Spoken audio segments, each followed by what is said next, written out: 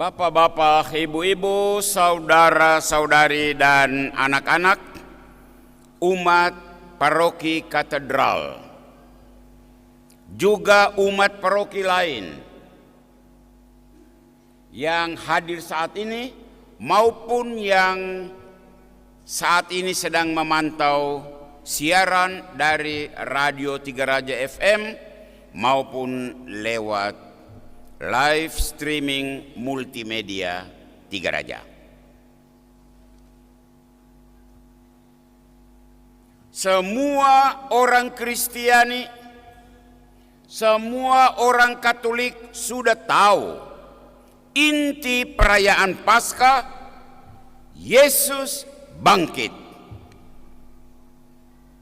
Artinya apa? Dengan kebangkitan Yesus, kematian itu menghilang. Kegelapan maut itu dilenyapkan oleh Yesus. Terang kebangkitan bersinar cerah. Yesus selamat bangkit. Itu ucapan kita untuk Yesus pada malam ini. Semua umat dipersilakan berdiri. Silakan berdiri. Sudah? Kepada orang yang ada di samping kiri dan kananmu, katakan kepada dia, saudara, selamat Paskah, selamat bangkit. Selamat Paskah, selamat bangkit. Silakan.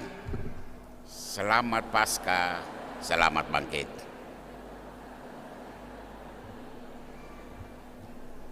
Ya. Kalau sudah, duduk.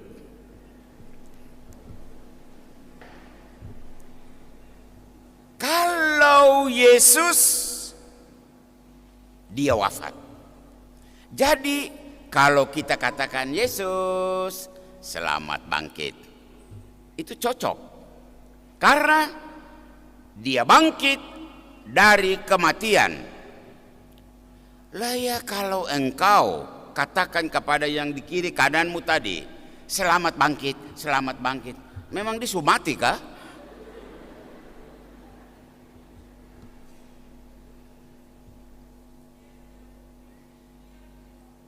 Saudara,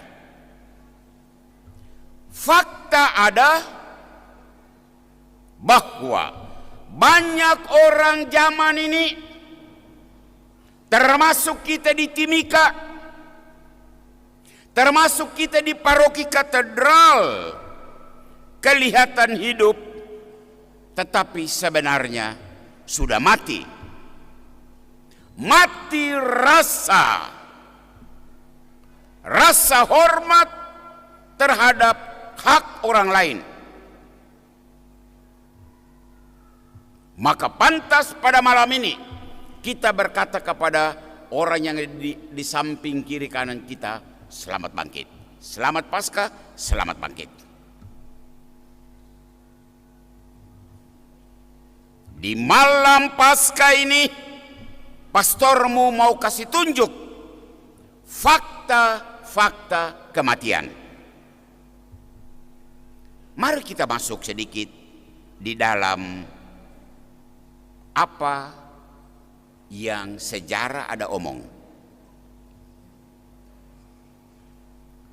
Kota Timika ini berada di daerah Mimika. Daerah Mimika bukan daerah tidak bertuan.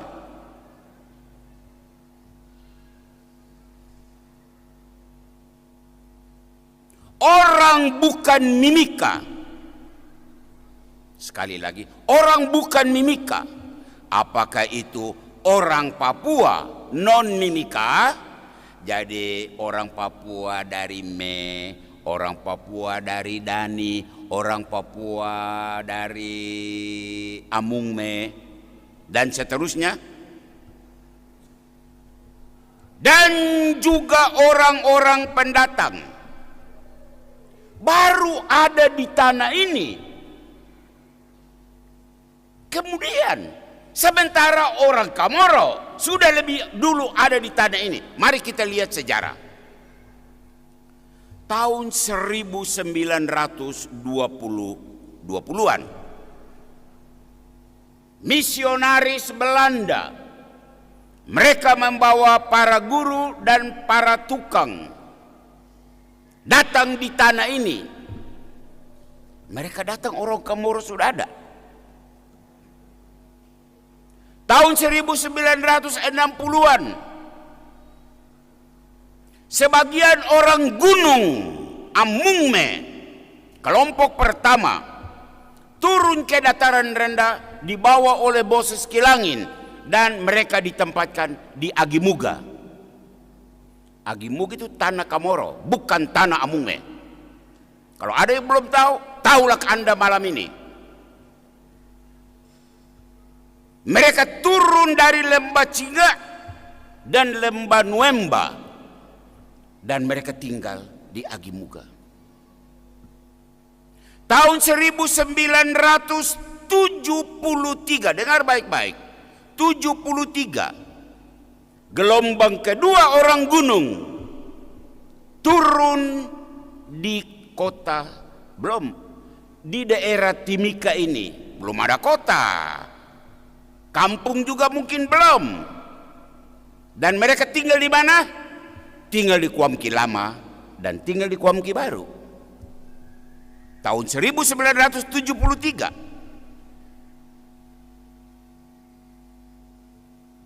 Tahun 1986 sampai 1999 transmigran mulai berdatangan dari Jawa, dari Flores, dari mana-mana. Artinya apa? Pastor mau bilang, pemilik tanah ini adalah orang Mimika. Mimika orang Komoro. Ada yang bantah data ini? Bapak-bapak, ibu-ibu, saudara-saudari, dalam konteks hak kepemilikan atas tanah Mimika, saya ingin sampaikan fakta kematian yang sedang berlangsung di tanah ini. Dan malam hari ini cukup saya menyebutkan 3 fakta kematian. Fakta pertama, masalah tanah. Banyak orang Papua maupun pendatang dengan seenaknya mengkapling-kapling tanah orang Mimika atas namanya. Ini fakta kematian yang luar biasa. Ada pemodal dan pebisnis dalam kerjasama dengan pihak yang punya power, punya kekuasaan, dengan cara halus dan diam-diam menguasai puluhan bahkan ratusan hektar tanah orang Komoro dengan cara yang sangat miris. Kasih minuman, orang mabok, suruh tanda tangan surat pelepasan, dan dikasih bahan makanan seadanya. Ini fakta kematian. Kalau Anda belum tahu, malam Paskah ini Anda harus tahu. Cukup masalah tanah.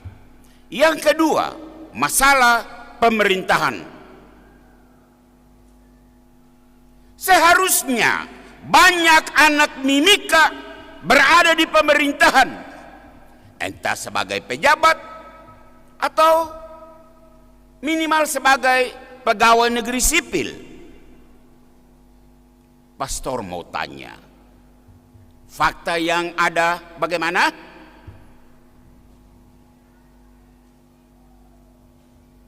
Mimika W bisa dihitung dengan jari. Mereka berada di pemerintahan itu. Ini fakta kematian. Kamu tidak tahu itu kah?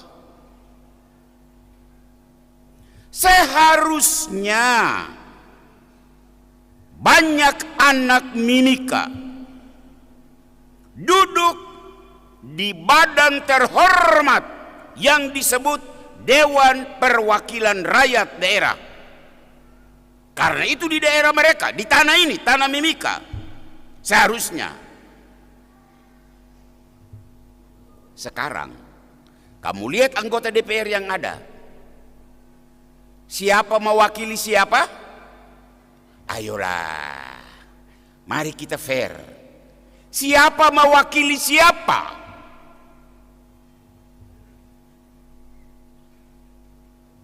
Orang Kamoro, mungkin hanya Norman Karupokaro. Lain tidak ada. Ini fakta kematian. Masalah ketiga, masalah pemerataan pembangunan. Masyarakat Mimika W rata-rata berada di pesisir pantai. Dari Potowai Buru sampai Otakwa. Tahun 1980 saya pertama kali menginjak tanah Kamoro ini di Kokonau. Saya tahu seperti apa kondisi orang Kamoro waktu itu. Tahun 1996 saya kembali dari studi di Roma dan ada kegiatan di Kokonau. Dan apa yang saya lihat? Persis apa yang dialami tahun 80, tahun 96, seperti itu. Tahun 2004 saya datang untuk keuskupan yang baru ini dari Jakarta, dan saya injak tanah ini. Apa yang saya lihat? Kondisi seperti tahun 1980. Dan malam ini tahun 2020 kondisi masih seperti itu. Ini fakta kematian. Sampai kapan fakta kematian ini berlangsung? Bapak-bapak, ibu-ibu, saudara-saudari, khususnya umatku Mimika W, saat ini sedang berlangsung di Kokonau kegiatan rekonsiliasi suku Mimika. Pastor Martin sebagai administrator keuskupan, dia ada di sana. Tujuan rekonsiliasi adalah orang Mimika membenahi diri dan berusaha untuk menemukan simpul-simpul kekuatan dan kelemahan ada di mana. Kebenaran dan kekeliruan selama ini ada di mana. Kesucian dan kedosaan selama ini ada di mana. Kemudian mereka mohon ampun dan membangun niat untuk ke depan lebih bagus. Sekarang di Kokonau saat ini, tema puasa, tema Paskah tahun ini, berjalan bersama menuju hidup baru. Dan subtema yang ditawarkan keuskupan berbunyi, buanglah ragi yang lama supaya kamu menjadi adonan yang baru. 1 Korintus 5:7. Nah, berangkat dari fakta kematian yang sedang berlangsung di tanah Mimika, berangkat dari kegiatan rekonsiliasi warga Komoro yang saat ini ada di Kokonau, berangkat dari tema dan subtema Pasca 2022 ini, dan pastor menambahkan memperhitungkan wacana Provinsi Papua Tengah, di mana Timika ini akan menjadi ibu kota provinsi kalau jadi. Apa pesan Pasca tahun ini untuk kita? Pastor punya dua pesan. Orang Komoro yang malam ini barangkali ada atau sedang mengikuti, saya tahu mereka sedang mengikuti. Mungkin tidak datang di gereja, tapi saya dengar selalu mengikuti siaran dari katedral. Kamu dengar baik-baik. Pesan yang pertama, kepada kita semua diserukan, bangkitlah dari kematian rohani ini yang sedang melanda tanah ini. Dan khusus kepada masyarakat Komoro, bangkitlah. Kamu harus menjadi tuan di atas tanahmu sendiri. Dan itu kamu yang harus lakukan. Jangan berdiri di sudut-sudut rumah orang. Jangan berjalan sembarangan di jalan-jalan, apalagi memalak orang. Anda harus jadi tuan. Tuan di atas tanahmu. Masyarakat pendatang, baik pendatang Papua non-Mimika maupun pendatang migran, seperti yang sering dipakai istilah itu, bangkitlah, milikilah kesadaran bahwa saat ini Anda berada di tanah orang, bukan di tanahmu. Anda tidak di Kei, Anda tidak di Toraja, Anda tidak di Jawa, Anda tidak di Sumatera, Anda tidak di Flores. Anda berada di tanah orang Komoro. Sadar itu. Maka hargailah orang Mimika yang punya tanah ini. Jangan main kuda kayu terhadap orang Komoro dengan gerakan-gerakan tambahan berupa bisnis perampasan lahan. Menyedihkan sekali. Uskup meninggal dan dorang baku cakar tanah di sana, diirigasi tanah orang Komoro.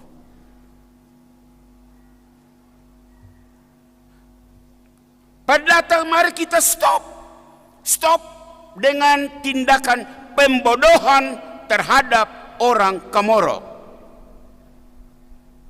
Boleh cari makan di tanah ini, silakan. Orang Komoro tidak larang. Tetapi jangan di atas darah dan air mata pemilik hak ulayat tanah ini. Itu pesan pertama. Dan pesan yang kedua, berjalanlah bersama Mimika W. Orang Mimika itu terkenal dengan falsafah hidup Iwotopia. Iwotopia, sayang sesama, menuju hidup baru, lebih-lebih menyongsong provinsi baru dengan sebuah aksi yang nyata dan tegas. Buang ragi lama, ragi pelecehan terhadap hak-hak penduduk asli tanah ini. Jangan Anda salah gunakan falsafah hidup orang Komoro, yakni Iwotopia, yakni sayang sesama, lalu Anda memanfaatkan Iwotopia itu sebagai kelemahan Mimika W. Tanda Iwotopia itu apa? Banyak diam, tidak bersuara. Itu orang Komoro. Dan karena itu mereka dicap sebagai malas dan bodoh. Dilihat sebagai suku yang tidak punya power. Anda jangan salah. Akan datang harinya orang Mimika akan bangkit.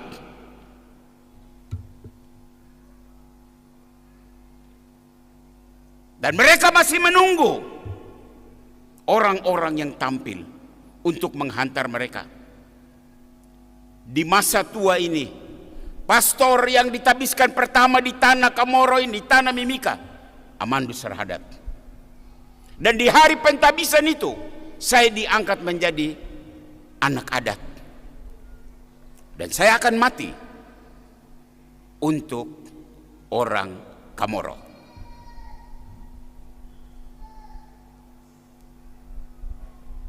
Pesan yang kedua ini konkretnya bagaimana?